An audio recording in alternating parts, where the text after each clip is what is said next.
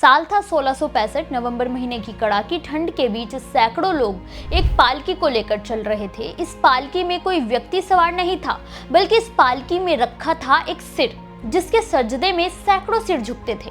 पालकी को आगे से अपने कंधे पर रखने वाले थे रंगरेटा समुदाय के एक महान योद्धा भाई जेता सिंह, जिन्होंने इस सिर के बदले अपने पिता के सिर का बलिदान दिया था और मुगलों की नाक के नीचे से वो इस सिर को पूरे सम्मान पूर्वक आनंदपुर साहिब लेकर आए थे।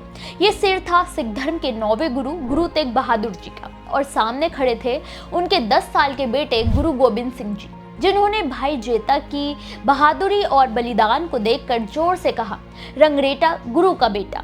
भाई जेता सिंह जिन्हें ही मुगलों के अत्याचार के बाद शहीद किए गए गुरु तेग बहादुर जी का सिर चांदनी चौक से लाने का गुरु का आदेश मिला था, उन्हें खुद 10वें गुरु साहिब ने अमृत चखाया और खालसा में शामिल किया था। अपने इस वीडियो में हम भाई जेता सिंह के बारे में जानेंगे, जो बचपन से गुरु साहिब के सबसे विश्वास पात्र लड़ाकों में से एक रहे हैं। नमस्कार, मेरा नाम है मोहिनी और आप देख रहे हैं नेटवर्क पंजाब। भाई जेता सिंह का 10वें गुरु से काफी लगाव था।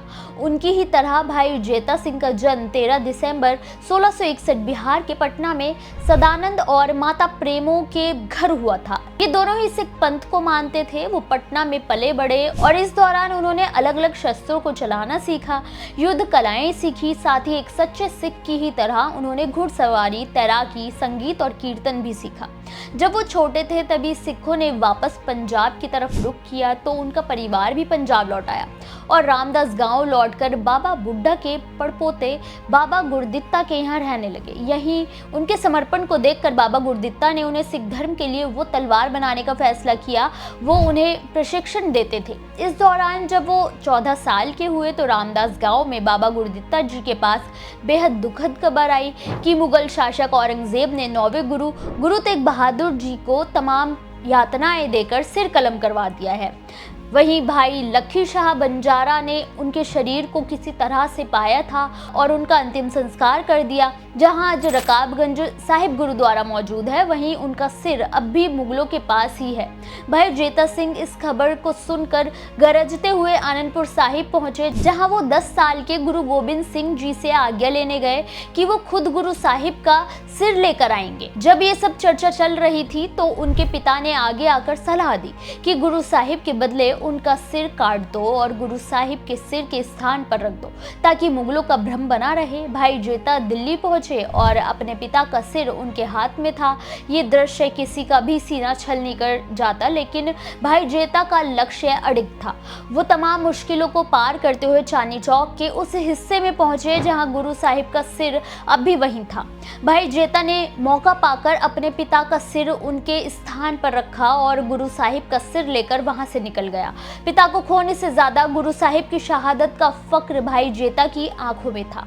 एक 14-15 साल के लड़के ने वो कर दिखाया था जो बड़े बड़े योद्धा नहीं कर सकते थे।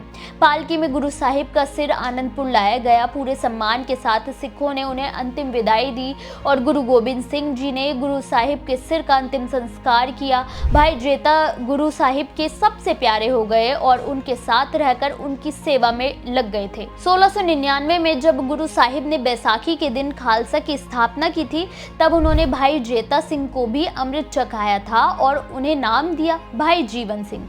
वो गुरु साहिब के बच्चों से बेहद लगाव रखते थे और उनका ख्याल भी रखते थे, लेकिन 1904 में चमकौर के युद्ध के दौरान वो मुगलों से लड़ते हुए शहीद हो गए थे। जीवन सिंह द्वारा लिखित महान ग्रंथ श्री गुरु कथा में गुरु गोविंद सिंह जी के दुखों के बारे में विस्तार से लिखा गया है। चमकौर के गुरुद्वारा शहीद बुर्ज साहिब में उनकी समाधि बनी हुई है, जहाँ हर साल गुरुद्वारे में मत्था टेकने वाले सिख संगत भाई जेता की समाधि पर भी अपना मत्था जरूर टेकते हैं। गुरु साहिब के सबसे विश्वास पात्रों में से एक भाई जेता सिंह ने अंतिम दम तक सिखी की रक्षा की। आपको ये वीडियो कैसा लगा हमें कमेंट बॉक्स में जरूर बताएं।